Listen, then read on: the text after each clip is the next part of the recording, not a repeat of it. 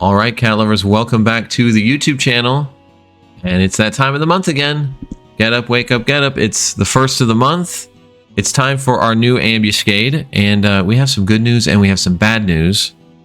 And they're both the same. This Ambuscade is really easy. It's easier than making the decision to swipe left on my Tinder profile. It's quick, it's automatic. You just move on with your day. Now, I was going to do a crank and spank method guide, but it looks just like that, where it's just me going in, I'm doing the content, I'm talking shit, we roll the Bizzetto enchilada, and that's all there is to it. 2 DDs, Bard, Core, White Mage, and Geo, and it's over in like 2 minutes. And there's not really a lot of value, I don't think, to be derived from that. So instead of doing the crank and spank method, we're going to do the tank and spank method and actually talk a little bit about the pitfalls with the Bizzetto enchilada there. Now, quick note, if you do just do the crank and spank method and don't use a tank, a Geomancer doing Indie Barrier pays dividends because these guys aren't going to go to sleep. I tried to use Dragoon to leg sweep them to no avail. So somebody's going to be getting beat on them by them, all those ads, while you're doing the crank and spank. And it's usually the White Mage. So Indie Barrier is huge. And if you throw 2 Knights Means on your White Mage, it's really easy. It's very little chance of anybody dying. But we're not going to do it that way. We're going to do the tank and spank method. So we have our Bizzetto enchilada. He's got a bunch of side dishes here. There's a swift shooter. That's a ranger that throws rocks, which is really funny. He has a trainer back there. That is a Beastmaster that will charm you, so that's fun. There's a fist fighter behind him and one off to the left. Couple of monks, and then you got Sarah Marshall here. Pretty sure she's a warrior, but I'm not 100% there. So, but I think she is. What we're doing with our party setup is we're doing Rune Fencer, Warrior, Bard, Core, White Mage, and Geomancer. And the name of the game is you roll the enchilada and then you take out the side dishes and it's over. The big thing with the enchilada, big danger with him, is he has access to the move Mercurial Strike. It's a magic-based ability that does random fixed damage, and he can magic burst it. So these fuckers, you're going to see it. They're going to start setting up a skill chain on whoever they're hitting so he can magic burst Mercurial Strike. It's going to 9-line you, and you're going to die. So that's fun.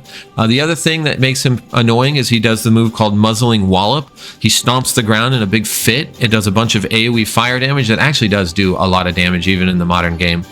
It causes a little bit of a silence, and it steals MP. It hits your MP as well, so it's pretty dangerous for the White Mage. In the past, I would keep the White Mage out of the fight, but these days, even with the tank and spank, I'm going to keep the White Mage in. She can handle the fire damage, and she'll still have enough MP to get through it, so it's going to be fine.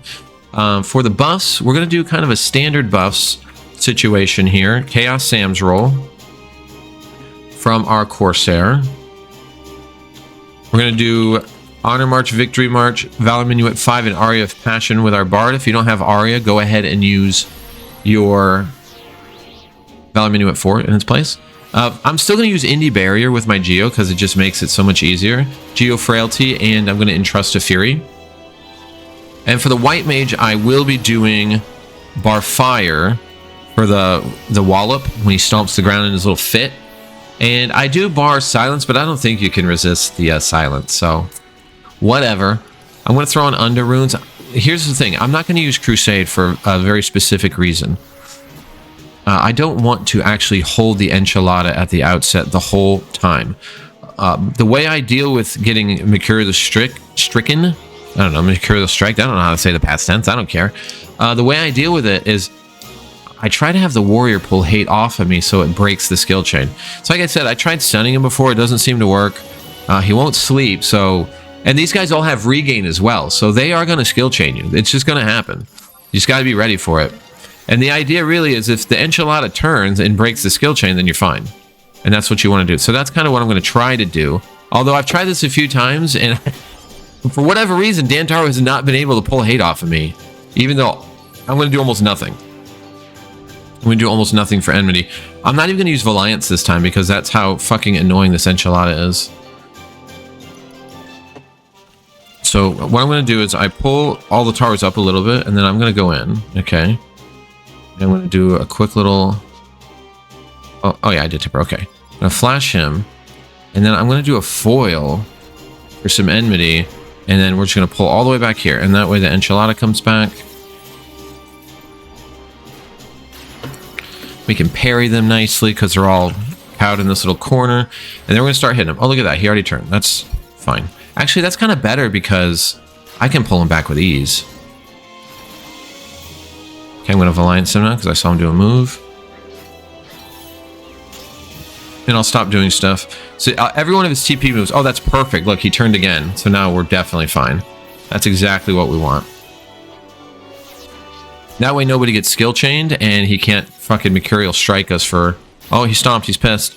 Now, the thing is, your auto target is always going to target the trainer. I recommend doing him last because he does have the charm. And that'll give you a chance to put up Tenebrae runes to avoid getting fucking cranked.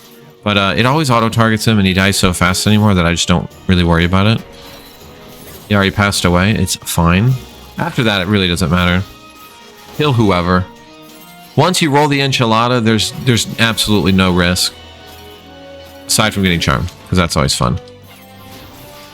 Yeah, I used to love this Ambuscade. This was the first one I could ever do VD by myself. At the time, I would 5-box. And like, I was just so bricked about taking people in and helping them get clears. I ended up having 350,000 hallmarks on every character by the end of the month.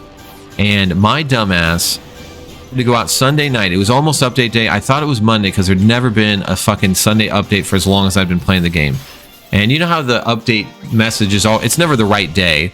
And I thought I was fine. I even set up my characters with their inventories cleared in War, ready to start the process when I got home from work. It wasn't work. I was just out. When I got home that Sunday night, and I came home to the game being gone. It was offline. So I missed it. The first month I could do VD, I went absolutely hog wild and I lost 1.5 million hallmarks because I got fucking surprised by a Sunday update, which had never happened. I didn't think they would do it. I thought it was Monday. I had every intention of coming home and sitting down and immediately doing my cash out. I don't like to put it to the last day to find the game offline. So that was fun. Anyway, it's good to have this one back. It's very, very easy. So I'm going to be doing the crank and spank method myself. You can really just ignore all those mechanics if you just kill them fast enough, which 2 warriors with prime weapons, it's really quick. It's like 2 minutes. It's almost the quickest thing. Never mind. For this month, we're doing our key items. I go to Zarkabard S, but you can also go to Upper Delkfoot's Tower. So there's 2 spots, which is nice. And remember, this is the month where we have the Ambuscade Campaign. It's a great month to load up. Your first run every day applies the Abdhaljs Seal Effect.